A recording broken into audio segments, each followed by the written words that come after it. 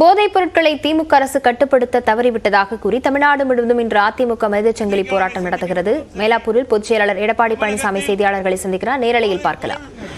நடமாட்டம் அதிகரித்து போதைப் பொருள் விற்பனை எங்கே பார்த்தாலும் நடைபெற்று வருகிறது.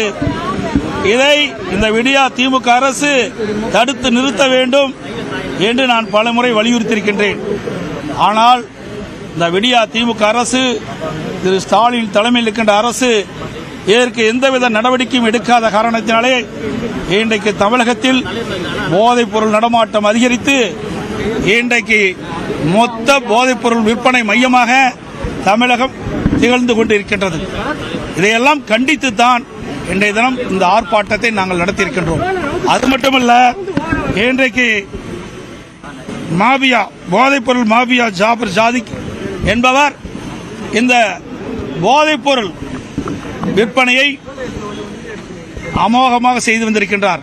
பல ஆண்டு காலமாக குறிப்பாக இவர் திமுகவில் அயலக அணி அமைப்பாளராக பொறுப்பு வகிக்கிறார். அண்மையில் வெளிநாட்டுக்கு போதைப் பொருள் கடத்தியதாக கைது செய்யப்பட்டு மத்திய போதைப் பொருள் தடுப்பு பிரிவு அதிகாரிகளுடைய கஸ்டடியில் இருப்பதாக ஊடக செய்தி, பத்திரிகை செய்தி. இவர் பல ஆண்டு காலமாக 45 முறை இந்த போதைப் பொருளை வெளிநாட்டுகளுக்கு விற்பனை செய்திருக்கின்றார். இதனால் பல்லாயிரக்கணக்கான கோடியை இவர் சம்பாதித்திருக்கிறார். இவர் சம்பாதித்த அந்த பணத்தை திமுக நிர்வாகிகளுக்கு அளித்ததாகவும், அதோடு ஹோட்டல், சினிமா பட தயாரிப்பு, இன்னும் பல அரசியல் கட்சியுடைய சேர்ந்தவர்களுக்கு நிதி வழங்கியதாகவும் செய்தி வெளியாகியுள்ளது.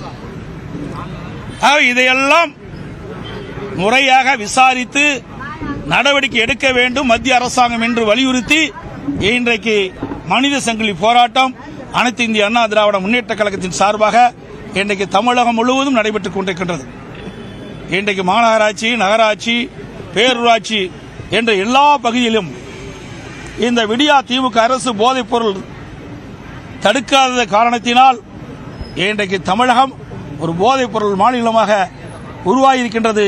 இதை தடுத்து நிறுத்தி இந்த போதைப் பொருள் ஈடுபட்டுள்ளவர்களை உரிய சட்ட நீதியாக நடவடிக்கை எடுக்க வேண்டும் என்று நான் வலியுறுத்தியிருக்கின்றேன். இன்றைய தினம் இந்த போதைப் பொருள் மாபியா ஜாபர் சாதிக் அவர்கள் பல்வேறு அரசியல் கட்சி தலைவருடைய தொடர்பு இருப்பதாக செய்திகள் வந்துள்ளன. குறிப்பா உயர் போலீஸ் அதிகாரியிடத்திலும் ஒரு சான்றிதழை பெறுகிறார். அந்த புகைப்படம் வெளியாகியிருக்கிறது.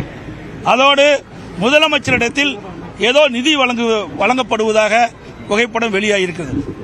அது மட்டுமல்லாமல் விளையாட்டுத்துறை அமைச்சர் அவரிடத்தில் சந்தித்து ஏதோ நிதி வழங்கப்பட்டதாக புகைப்படம் வெளியாகியிருக்கிறது. முதலமைச்சர் குடும்ப உறுப்பினர் ஒருவர் ஒரு பட தயாரிப்பிலே இயக்குநராக இருப்பதாகவும் செய்தி வெளியாகியுள்ளது.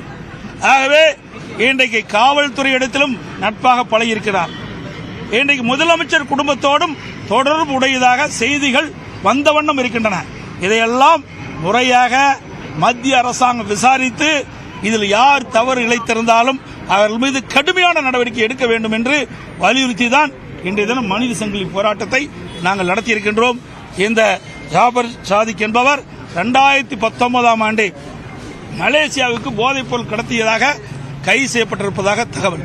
அது மட்டுமல்ல, இவர்கள் மீது பல்வேறு வழக்குகள் பதிவு செய்யப்பட்டதாகவும் தகவல். இதையெல்லாம் காவல்துறை விசாரிக்காதிருப்பது வேடிக்கையாக இருக்கிறது.